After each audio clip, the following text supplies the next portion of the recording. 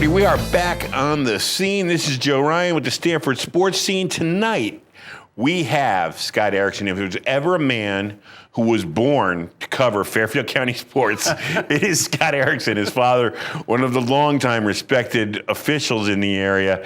And Scotty grew up on the sidelines watching it up close and personal. So we got him here tonight to talk FCX sports, where we are now at FCX sports, where we think we can go in the future, and looking back over the season. Scott, thank you for coming in. Yeah, thanks for having me. I was like almost born right into FCX sports. I mean, my earliest memories were my dad was a coach at Darien High, and I remember being in the locker room and watching ankles getting taped and being on the sidelines for FCX football games and being in the gyms for games, for basketball games. And I've just always been associated, especially with the FCX, but with high school sports. And the fact that I do it now is just kind of crazy, but all right, it's been 40 something years in the FCX. But yeah, I mean, I've been going to FCX championships at Boyle, as long as I can remember. Thanksgiving morning, that was our family tradition, or at least my dad and me and my brothers. So you gotta love that. Now, you have the pulse of the FCX, and a lot of the people around here over the last few years have been saying the FCX is on a downward trend. I don't know if it is. You've got a good eye. I've always trusted you on what's been going on. When you look at the FCX today, what do you think of the FCX? I mean, there's certain sports that are certainly not where they used to be. Look at boys ice hockey. They just lost too many kids to prep schools, to other junior teams, the elite kids. So in a sense, boys ice hockey, I think, is down. Otherwise, I think the sports are really, really going strong. I mean, lacrosse is at an all-time high. You have more teams competing than ever, boys and girls lacrosse. Baseball is still extremely strong. They're not losing kids, to prep schools the way that hockey is. The kids are better than they've ever been. The athletes, they're just better. I mean, I was up at the state semifinals and finals for baseball, and there's so many kids that are going to Division I schools now out of Connecticut because these kids get training year-round. They get specialized training. They play on AAU teams that aren't even in the state, that are elite, playing against elite kids from Alabama and Texas and Florida. So you're actually getting exposed to those kids at a high level of baseball. And then football is obviously dominated by a few teams in this league. Yeah, but of course. It's the quality. The reason it's dominated by those teams is because the quality of those teams is so high and so off the charts and so far ahead of where football was 20 years ago because of the style of play that certain schools have adopted and the training regiments the teams go in. I mean, those Darien, New Canaan, Greenwich kids, 2 days after the season ends, they're back in the weight room and back working and back at it, and that's why they're so successful all the time. So I think the FCX, as good as it's ever been, certain sports are certainly hurting, but the league itself, I think, is going strong. We lost the conference football championship, which stinks a little bit, but in the age of concussions and wanting to limit games, and the state's going to play 3 rounds of states, so having an exhibition game at the end of the season, which is essentially what it was, it didn't count for a state record. As much as I loved that game, it kind of had to go, which was sad, but understandable. Well, it is sad because, it does beg the difference. I mean, I've always looked forward to the FCX championship games more than the state tournament games to me. Fair. Some people do, yeah. I've always loved the baseball tournament, but then again, when you think about it, the team that does win is almost penalized because they have to use their entire staff, and it's such a short window. So, and now with the pitch counts, there's no way that first game isn't going to hurt them coming back. Not many high school teams are going to have 3 good pitchers, let alone 4. Right. So, I mean, when you looked at that, did the quality of this year's state tournament surprise you? I mean, that what you saw, the kind of play you saw. The quality of the state tournament was also as the best I've seen it. Now, the thing, Darien won the FCX. They lost in the first round of states. That happens a ton for the reasons that you said. You kind of spend yourself going through that tournament like that, and the teams that get eliminated in the quarters instead have a few 5 or 6 days off before they start. The other teams have, you win a championship, you have that high, and then 2 days later you got to go play states again. Very rarely does a team win their conference tournament. We saw it with Fairfield Prep and the SEC too. They made a little more of a run to the semis, but it's very hard to win those tournaments. The state baseball tournaments, I will always say, are the most random tournaments of all the sports. and they're also the most competitive, and they're the hardest to win.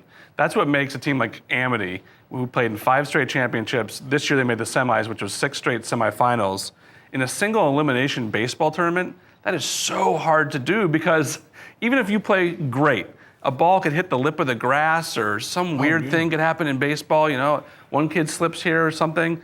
So to be able to do that is remarkable. And I thought the quality of play, the quality of players, like I said, there's Division I kids on all the teams. Like there was first round games like West Hill and Staples played each other in the first round.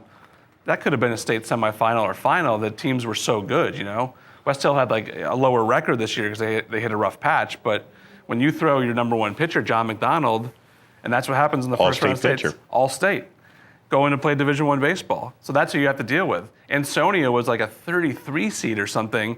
They went in to play a team. They have Ricky Torres pitching for them.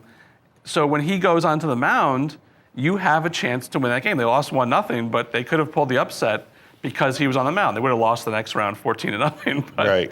When you have that one pitcher, someone won you those 8 or 9 games to get you into the States. Usually you have one ace that got you there. So baseball tournament is so random and all over the place. When you look at the FCX season this year, of course, West Hill, I thought was going to be better than they were. Yeah. Staples was supposed to be, and they filled their promise. Darien filled their promise. Ridgefield, of course, maybe had the best player in the conference. Alex Price. Yeah. Yeah. So I mean, those kind of teams you thought was going to be. What do you think happened to West Hill? Was it a combination of the weather working against them? Was it a combination of just hitting the wrong patch? They just got that rough patch where they just couldn't seem to get out of it. Yeah, I think that things just didn't line up for them. The days when their pitching wasn't there, the hitting didn't back it up, and then vice versa, then things went cold at the wrong time. And then John lost, games to Staples and St. Joe's that were close games, but he went up against the better teams. Mm-hmm. They dropped those games. I think that the pitching behind him just didn't line up the way they thought it would. They never really got Leo Sochi back to start. Right. He came back and was pitching relief at the end, and he's starting now for Legion, and he'll be hopefully starting for West Hill next year. Yeah. But yeah, exactly. Yeah, we know. But the pitching in the back just didn't, and the league is so tough that if you're off a little bit, you're going to get beat. I mean, there was only really 2 teams that were not as good as the rest of the teams. Everyone else was a legitimate playoff contender up until the last week of the season, at least point-wise. You could get in and you could beat anyone because the league is so deep right now. I mean, Trinity and Central were the only teams really, and Trinity gave a lot of teams good games and beat teams. Right. But they were in a lot of games, so nothing was easy this year, and teams like Staples and Ridgefield were just so good. Darien was so good, and those teams all had multiple pitchers, Right. Ridgefield had Matt DeLuca, Alex Price, and Jake Arts. Darien had Henry Williams and Justin Jordan and Jackson Vaught. Remembered his name. Good job. I have so many names going. Yeah. Since I've expanded to the state baseball this year, I just have a million names going on in my But the head. thing about that, it opened up a world to you. I remember talking to you the other night at the Legion game, and you're so juiced about baseball right now because of it. I'm so excited about it, yeah. And, I mean, I always thought basketball was your number one, but I think baseball this year really juiced you. Yeah, well, baseball's my favorite sport. I always loved playing basketball. I love covering high school basketball. I mean, being in a packed gym, there's nothing like that energy and that excitement. So as like a singular event, like a packed gym is still my favorite thing to do. But as a whole, I love baseball. I love everything about baseball. I always have. It's the game that I watch on TV the most, MLB. I don't watch any NBA on TV. Right. As much as I enjoy the high school game, I don't enjoy pro basketball. But baseball, I love. And, watching the FCX is always fun, and that's what I've always done. And then, but when they would get eliminated, I would only follow them that far, Right. And this year I was watching the whole state the whole way. I was running the poll for Game Time CT, so I was paying attention to how the teams were doing. I was doing a podcast on state baseball with Pete Pugaga, whose name I can never say. I think I just said it wrong again. That's okay. Pete Pete Page Views. We call him Petey Page Views. There you go. So it expanded my horizons a lot with baseball, and I loved it. I loved getting into Cheshire and Middletown and Waterford and Windsor and Wethersfield and knowing all those players up there. and really seeing that there are so many good players across the state. The FCIAC and the SEC are the two premier conferences. Right. Because they're just so deep and have so many talented kids. But there's a lot of good baseball across the state. And I'm excited now for Legion because there's a lot of good baseball for Legion. And I love Legion. I mean, Legion baseball in the summer is like the best because it's wood bats. It's wood bats. It's a little more relaxed pace. Like the spring high school season is nuts for us. It's so fast. Yeah. Like, and especially the playoffs, it's just packed in there, and there's weather, and the Legion tournament's a little more leisurely. And well, the other thing I like about Legion regular season is the fact they play series. Yeah, series. So I mean, it's like, so it's not like, okay, we beat them once. You give a guy a chance to come back, and maybe in the next game you get the pitcher ace. Right. If John McDonald didn't line up right for Staples, it didn't even matter. I mean, I don't know how it worked. I remember when Stamford played Staples, they didn't get the pitcher ace. Right. So I mean, it's like sometimes you can't do that, and it's a shame when that happens. Now let's go back because we were talking about the packaging in basketball. When you look over this past year's FCIAC basketball, what stands out to you? The teams at the top were really separated themselves from the teams at the bottom, and I think the emergence of Trumbull and the fact that Trumbull and Danbury made the final this year and they're so loaded with juniors is a little scary for the rest of the league. Trumbull especially had no seniors on that team, and Danbury's bringing back their best kids. They're losing Jordan Brown, who's obviously a really good player, but they're going to have Javon Hernandez back and Denali Burton, who's probably the best big man now that the two guys from Trinity are gone. Right. So again, you're going to come into next year and you're going to look at those two teams, and then Ridgefield will always be there. Wilton, will always be there. But those two teams are going to be at the top, and it's going to be everybody gunning for them. The question is, can the Ludlows, the New Canaans, the Dariens rise up? West Hill, who's had a really rough stretch the last few years after winning back-to-back championships, can they bring those young kids along? Because they all started young kids this year and played young teams. I mean, Howard White was playing young players this year at West Hill and trying to figure something out the whole season. And that was really interesting to watch, him trying to work with just a raw group of kids who don't have the super talented kids like he's had the last few. He was so lucky with Jeremiah and CJ, Terrell and Parrish and all those kids. Before that, he had the twins. He had a couple other people that played for him that were very good. So I mean, he had like a 5-year stretch where he was able to reload. So it was nice. Walters, those kind of guys he had that were really nice. And then you had Stamford, which was really, I thought, a feel-good story because I thought Zach did one of the best jobs. Next to 2 years ago when Danny was the head coach and he was the assistant. It was very similar. Yeah. It was a very similar team, undersized. Squeezed the most out of whatever he's got. Yeah. And I was so shocked that they never got out-muscled in games with the fact that they were playing up most of the time. And they're tough. That's because they're tough. Yeah. Because the Stanford kids are tough, and Danny knew how to harness that, and Zach knows how to harness that. So they were so undersized. I mean, their biggest kid was they had a 6. I think they said 6'3". I was thinking we're 6'1". I think he was 6'1" or 6'2". Actually, I know how tall I am. I know how tall they are when they're next to me. But anyway, they got the most out of those kids that they possibly could. They had 2 seniors, in St. John, who just really gave everything to the program and left their hearts out there. And I thought one of the nicest moments was they were on the road at Amity. That state quarterfinal, right? And they go to take St. John out, and the away crowd recognizes that it's a senior in the last game and gave him a round of applause and everything.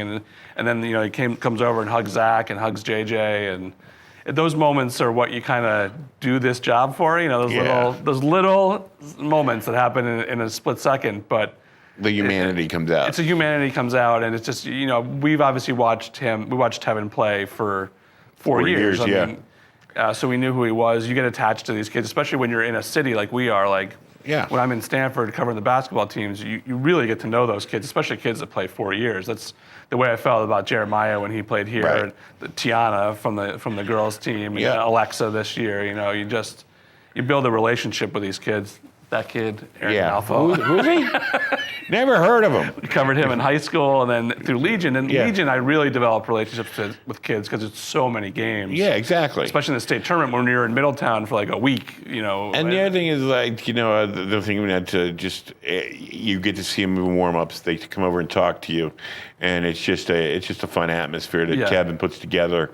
Where I think they know how to do it right with the Legion. I think that's why I said to him, when I was interviewing him a couple of weeks ago, I said, these kids are 19, 18-year-olds, finally got their cars, finally, and they've already played a high school season, and they give up their summers to come down and play baseball because they love the sport, but still they show up for practice. When they could be at the pool with their girlfriend and, whatever else, doing, they show up, which says a lot for them. It's unique, and, some of the programs didn't always. Like one of the teams I used to play last year who's folded this year, the kids would show up 5 minutes before the game. They'd be sitting in like a beach chair in the dugout and like goofing around, and there was like, one team's taking this really seriously and one team's not. Right. I think across the board it's not. It's more towards what Stamford does. But Stanford's built an incredible program, and they also have their best kids from the city are playing in this program. Exactly. There's not a lot of them going off to do other things. Once they get maybe to the 19 year, some of them go off to play for the Westerners or go to the Cape League or wherever the Stone Boys go or whatever. But most of them have stuck around. Yeah, definitely. And I mean, they all, even if they know they're going to have limited roles, which is a lot. And that's when I asked Murray about that the other day. I said, you have pitchers, they have 10 pitchers in the team this year, legitimate pitchers, and most of them are starters. Some of them are starters in college or their high school team, and you're asking them just to sit for games on end and not do anything and then come in and relief one game and then do this. Yeah. And the kids all seem to sort of buy into it and want to be a part of the team. So it's a great environment, and whatever they're doing is working because it's not happening everywhere. No. First of all, towns are not keeping their best kids around. Right. Like Westport, Fairfield. Fairfield is just struggling. They have these great programs coming up through the 12-year-olds, and then the kids just scatter all over the place, and nothing's coming up through the system in the summer anyway. Most of them are staying at Ward, Ludlow, or Prep, but in the summer, it's all over the place. So they're trying to get that Legion program going, and it's really hard. And if those kids all stayed in the Legion program, they'd still get seen by coaches. They could still go to good colleges and play baseball. Oh, yeah. If you're good, you're going to get seen. Exactly. But these kids get sold things by these AAU travel teams that cost $10,000 or $5,000 for the kids to go play.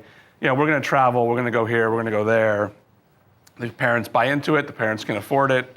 And that's where a lot of the top players are going, and that's what they're doing around here. But Stanford is unique in the sense that their kids are here. Norwalk's kids this year seem to be here too. They got Montiero.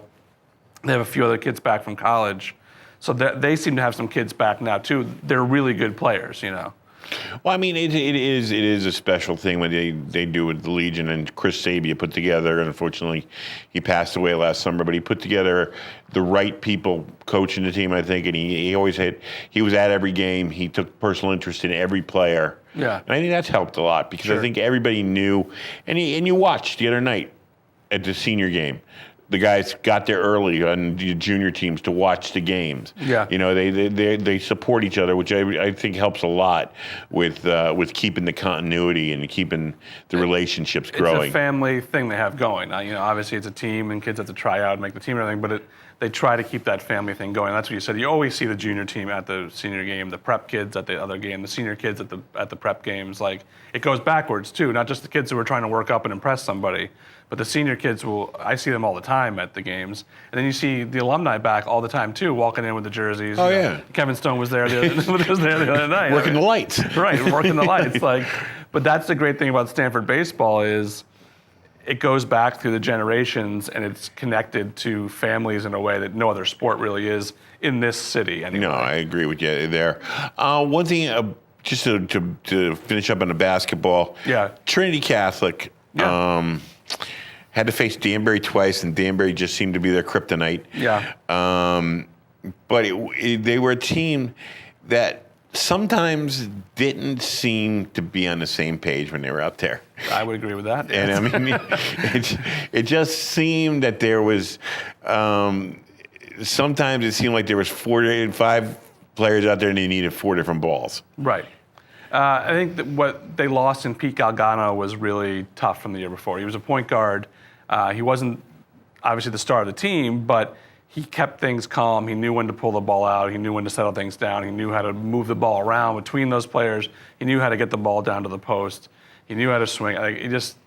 When you lose that point guard from that unit, and not that kids couldn't handle the ball and do the technical job, but the leader role, I think Steph McGill did a really good job with that this year, but he's not a natural point guard, so he took over the leadership part of it, but then the ball distribution is not his specialty. It's just not his game. He's more of a slasher to the hoop, and he had a great season. And obviously Contavio and Dimitri had great seasons too, but yeah, there was always like a cohesiveness to the team that just never seemed to gel. And I still think if they hadn't run into Danbury, they could have made the final. I think they could have beaten Trumbull in the semis. Trumbull and Trinity played one of the best games I saw this year in the regular season. I don't know if you were at that game No, I wasn't. At Trinity. Yeah, Trinity won, but you could see that Trumbull was coming. And they were at that point, they were like the 8th seed, like just on the cusp. So it was a huge game for them to lose, but they came back and won their last 2 games to get into the playoffs, Trumbull. But Trinity had a ton of talent. I think that Mike did a good job getting them to buy in at times, but it would just go away in moments, and that really hurts you when you're not fully invested. When you get into championship games, playoff games, you got to be on the same page the entire time. When they made that run in Class S, they were locked in that entire tournament. They played as a team the entire tournament, and they won the championship. Yeah. They're high school kids. It's hard to repeat. It's hard to be consistent all the time. Oh, yeah, it's hard to repeat because you think you're great. You know what I mean? Like you kind of get, we can't be beat. But they also ran into a Danbury team that just was a bad matchup. Like Denali Burton is a kid that can hang with them. The other kid, they have other big kids inside, so they're not being intimidated inside. They're not losing the battle of the boards. The Danbury guards are really good, really disciplined. So just a bad matchup for them. Yeah, I still think they were top 3 in the league. That's not so bad. But then we're buying right into football here, and you touched on it a little bit before, Darien, New Canaan, Greenwich. And there's something that has to be said, some honor that has to be paid to the consistency of New Canaan and Darien for the last 10 years. Love them or hate them, you got to give them their dues. I mean, they earned it. They earned all of it. I mean, it's not that no one handed it to them.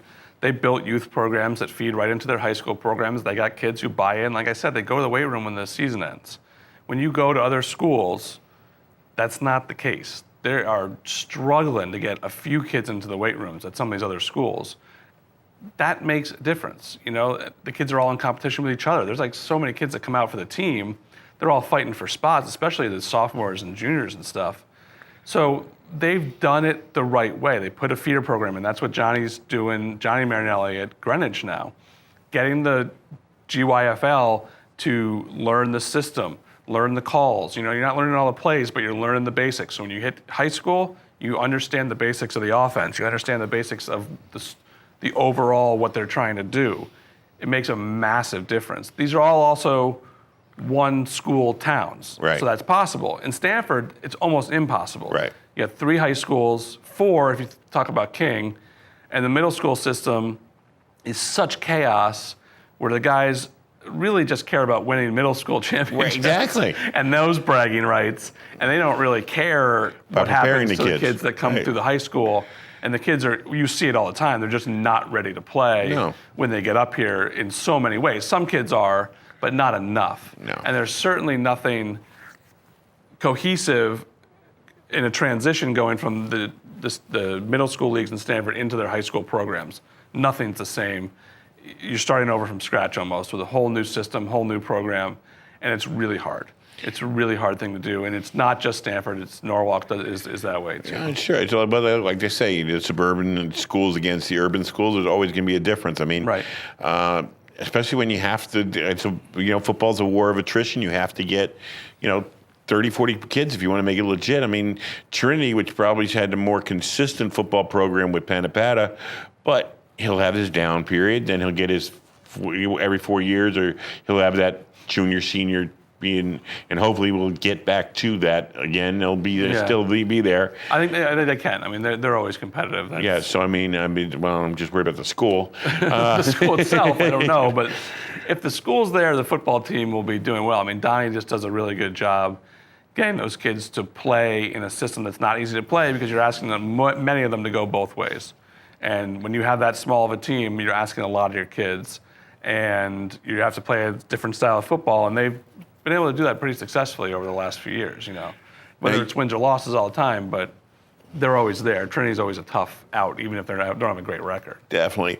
When you look back over your sports writing career, covering the FCAC, coming back home, is it kind of a dream situation for you to come back and cover this? You seem to have such respect from the people in the area and for the area that it really seems to gel well for you. Is this kind of? It's just exactly. I mean, it wasn't my goal coming out of college to be the writer for the Advocate, but when it became a reality for me, it was a huge honor. I grew up every day with the Advocate on my table, reading Emery Filmer and Bob Kennedy and Dave Rudin.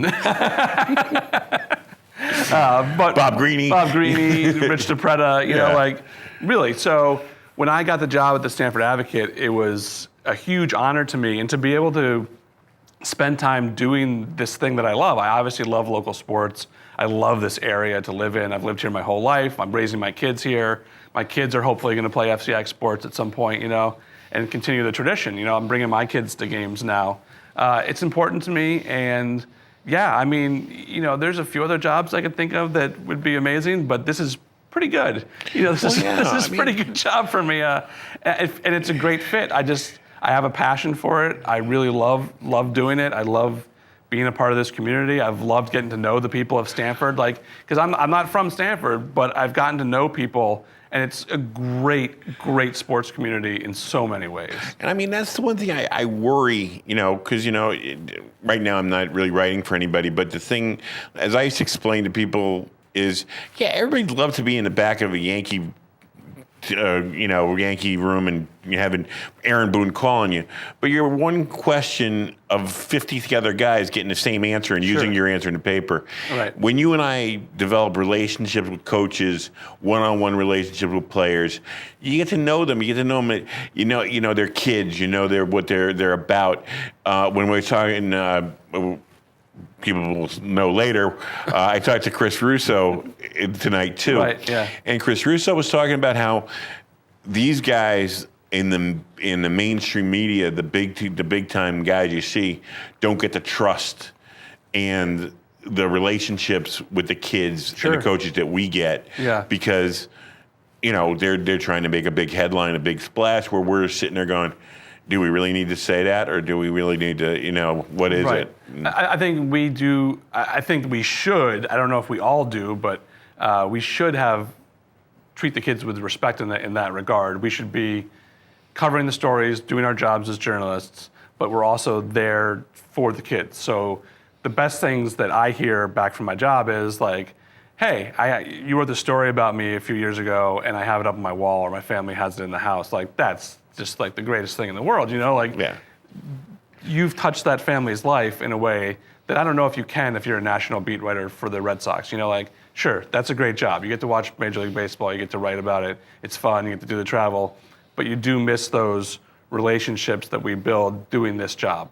Just every season you get to know the coaches, you get to know more and more every season. That's another thing that I've liked about expanding. I've gotten to know coaches outside the area now, where you can call them and talk to them about things, and they're willing to help you. And, when there's a story, you build these relationships, and then when there's actually a story where you need them, they're there, and they're there, and they'll help you out and give you what you need. And being local is where I want to be. I have no aspirations to do anything else. There are other things I'd like to do within this job to make it better and to do a better job, but I love being around here, and I love what I'm doing. So Well, I read you, and I think you do a great job anyways. Oh, thanks, man. We got to wrap it up right now, That's but it? I want to have you, but I got to have you back, and you're welcome back anytime you want. Thank you to Steve, who puts all the magic in this show. Thank you for Scott tonight. This is Joe Ryan on the scene, and we will see you again real soon. Thank you all.